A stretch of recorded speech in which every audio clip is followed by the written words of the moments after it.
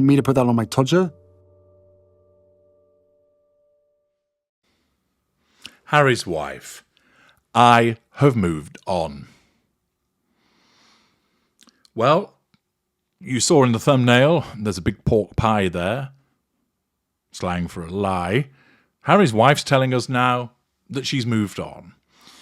An article by Robert Mendick and Victoria Ward in The Telegraph tells us Duchess of Sussex insists she has moved on from race row with royal family. Duchess says she is going about her life in the present rather than dwelling on conversations that are 4 years old.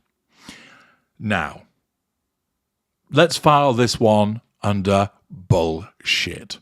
Because in the typical behavior of a narcissist, what she does is she brings up the past, she complains repeatedly about the way that she has been treated. She only rolls out the other day another contrasting reason for why she's not attending the coronation. First of all, it was because it was family time with Archie. Then it became about the fact that she wanted to make it all about Charles.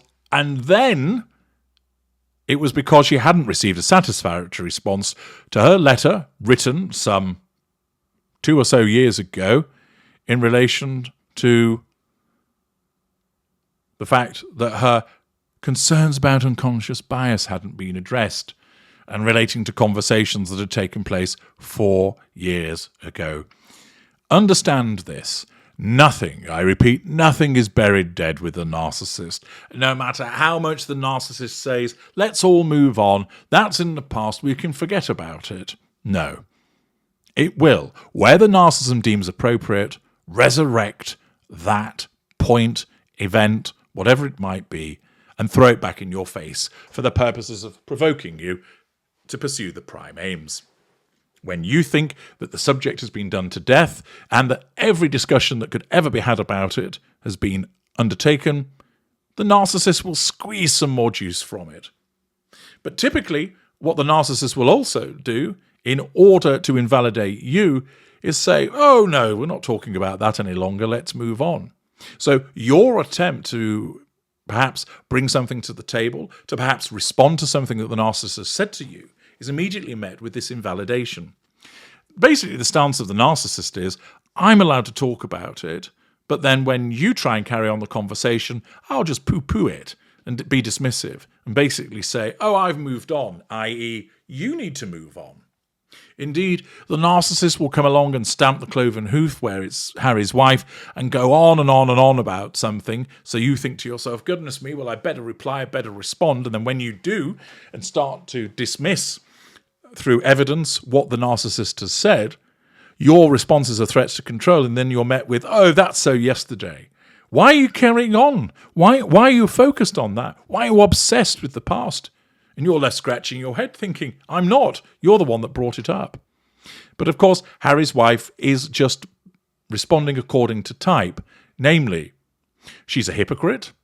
She brought up the issue of race repeatedly, but now she says she's moved on. Furthermore, she says that now, but believe me, at an appropriate time, she'll bring up the issue of race and what went on in the past again, because nothing is buried dead. She does this to invalidate anybody by saying, oh, I've moved on from this, therefore we're not talking about it any longer. The article explains the Duchess of Sussex has indicated that she moved on from the race row that has soured her relationship with the royal family. The Duchess issued a statement on Sunday, insisting she is going about her life in the present, rather than dwelling on conversations that are 4 years old, i.e., you lot are all saddos for continuing to reference old conversations. On Saturday, The Telegraph disclosed how the Duchess and King Charles had exchanged correspondence in the wake of a controversial interview she had given to Oprah Winfrey in March 2021. In the interview, Harry's wife alleged that a member of the royal family had speculated about the colour of the skin of her unborn child. Revision of history, triangulation, pity play. The conversation took place 4 years ago, prior to the birth of her son Archie. The statement, released to US magazine Harper's Bazaar, supine publication, scotched any suggestion that her decision not to attend the King's coronation in a fortnight's time was connected to the race row generated by the Oprah interview. Hypocrisy, contradiction. The Duke of Sussex is attending his father's coronation at Westminster Abbey, but his wife will remain at the family home in California to care for their children.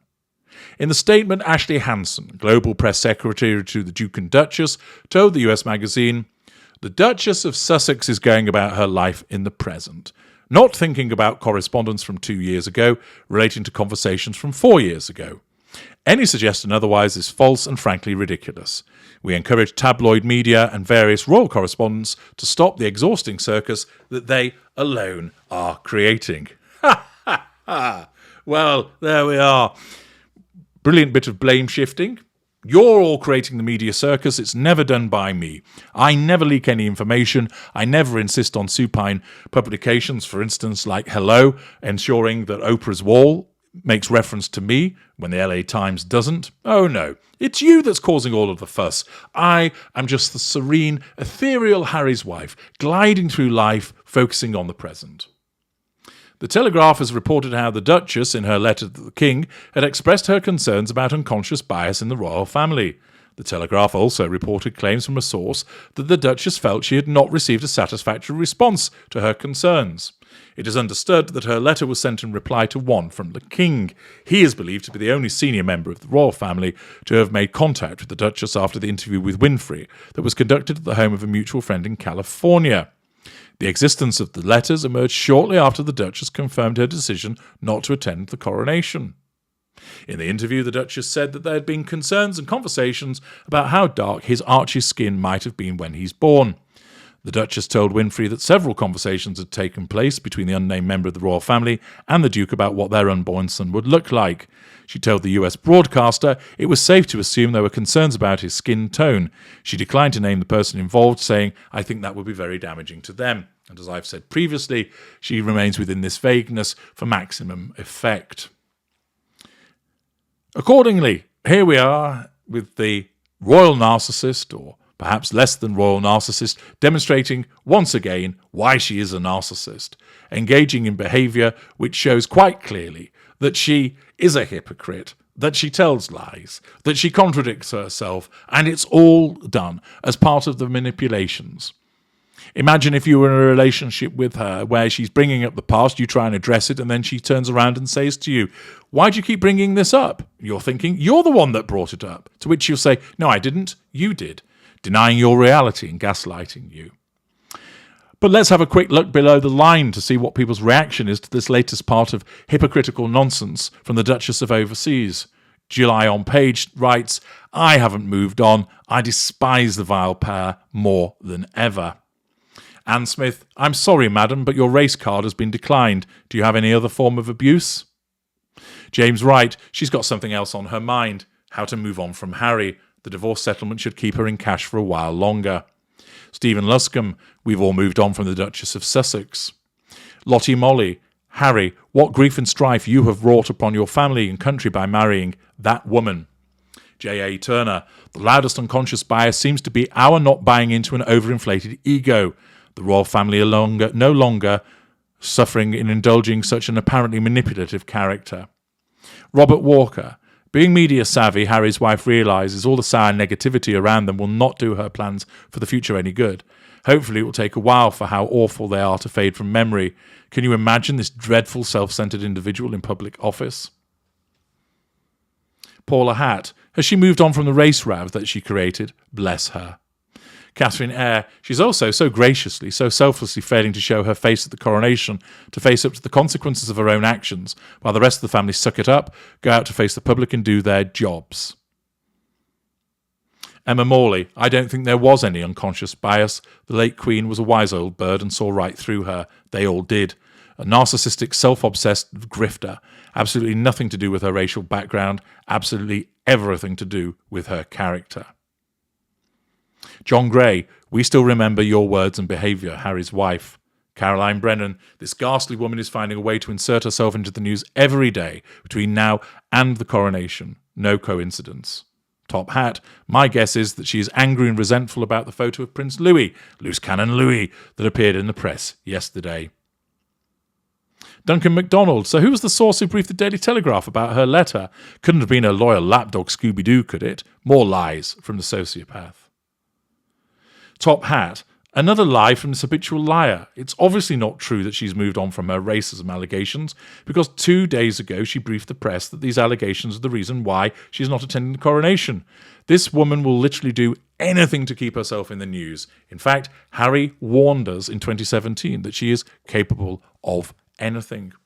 The fact is that she hasn't moved on. She just says that in order to invalidate people and to be dismissive, in order to nullify these threats to control. She's shown her contradictory nature and hypocritical manner once again, and she will continue to do so. Nothing is going to change in that regard. And she is going to resurrect these race issues once again. Malcolm Sargent adds, she was welcomed with open arms by this country and threw it back in our faces. A truly self-entitled, nasty piece of work. G. Mitchell, she's moved on because she's got what she wanted, titles for those children. Cheryl Parr, what a piece of work this person is. The only race row is of your own making. I must have my own way or I'll scream and have a tantrum. If that's what you call a race row, I think so. Louise Lawrence. So why does this unpleasant woman need a global press secretary to issue her ridiculous statements to inform the world that she's going about her life? She just never stops stirring the pot. As for the creation of a circus, well, hark at the pot, calling the kettle black. Ruby Roo. Indeed, it'll soon be time to move on and consult her divorce lawyers. Now her exceedingly dense husband is of no further use to her. Betty Swallocks. She has made enough money out of her race grifting, she cannot milk it any more.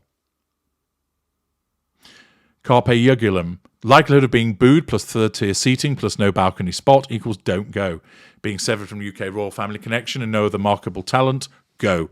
Combine 1 and 2, send Harry on his own. Barnes 1982. I've financially fleeced the situation for all it's worth and now I'm forced to move on. Lolly Smith. Honestly, I think Harry and his wife have burned too many bridges. There's really no coming back from what they've done and said.